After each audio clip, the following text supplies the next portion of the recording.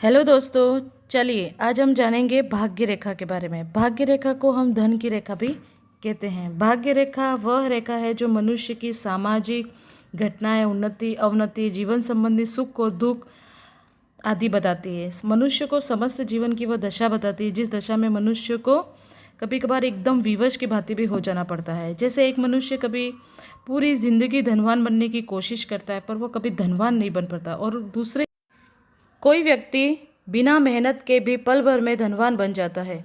यह सब निर्भर करता है कि आपकी हथेली में किस तरह की भाग्य रेखा है।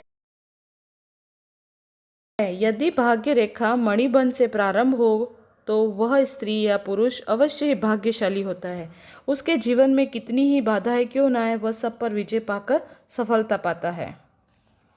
यह जितनी अधिक गहरी होगी उतना ही उसका भाग्य बलवान होगा और शुभ फल देगा। यदि भाग्य रेखा जीवन रेखा से शुरू हो तो और भी अच्छा प्रभाव डालती। उस मनुष्य के आगे कोई भी ऐसी अड़चन नहीं आती है जिससे उसके भावी उन्नति या विचारों या उसके भाग्य में कोई रुकावट आए। यदि भाग्य रेखा आरंभ से अंत तक टूटी दशा में हो तो कोई भी अवरोध रेखा अगर उसे न काटती हो तो उन्नति मार्ग में बाधा आने का संदेह है। यदि भाग्य रेखा जीवन रेखा की सीमा जहाँ वह पार करेगी वहीं से उन्नति भी होने लगेगी, और यदि भाग्य रेखा जीवन रेखा में से होकर निकलती है यानी कि वह व्यक्ति अपने स्वयं के बलबूते पे, अपने स्वयं के प्रयासों से वो आगे बढ़ेगा, तरक्की करेगा।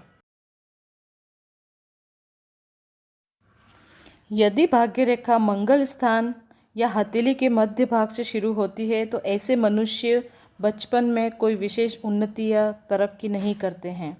पिछला समय उनका आपत्ति और चिंताजनक और क्लेश में कटता है और उन्नति देर से होती है। यदि भाग्य रेखा नीचे की ओर सर्प की जीवाकार हो तो मनुष्य युवावस्था में चंचल और अस्थिर स्वभाव का रहता है। वह शरीर से कमज़ोर और रोगी रहता है। यदि इसके साथ क्रॉस का चिन्ह हो तो उसके माँ बाप को धन की हानि भी होती है। यदि भाग्य रेखा चंद्र स्थान से शुरू हो तो मनुष्य बाल्यकाल से ही स्वतंत्र और निश्चित विचारों का रहता है। यह रेखा जितनी ही अधिक हथेली के नीचे बाहर की ओर होगी, मनुष्य उतना ही दूसरों के बंधन और दबाव से मुक्त रहेगा और स्वतंत्र रहेगा। यदि भाग्य रेखा शुक्र स्थान के किसी भी भाग से शुरू हो तो मनुष्य पर प्रेम का प्रभाव अधिक होता है, और साथ में अगर मस्तक रेखा भी निर्बल हो तो मनुष्य बहुत कामी स्वभाव का होता है और इससे उसकी उन्नति में बाधा आती है। यदि भाग्य रेखा या उसकी कोई शाखा अनामिका यानी कि सूर्य स्थान की ओर जा रही हो तो मनुष्य कवि, सेवक, यशस्वी और प्रशंसा का पात्र होता है। यदि भाग्य रेखा या उसकी कोई शाखा बृहस्पति की ओर जाती हो तो मनुष्य किसी उच्च अधिकार को प्राप्त करता है। ऐसे लोग राजा या राज्य मंत्री या दूसरे प्रकार के शासक जैसे होते हैं। यदि भाग्य रेखा पर द्वीप का चिन्ह आ जाए तो नौकरी छूटने या अपमानित होने की संभावना आ सकती है। यदि भाग्य रेखा कहीं पर टूट गई हो या कहीं से टूट रही हो, उस समय उस मनुष्य पर कोई न कोई आपत्ति आ सकती है।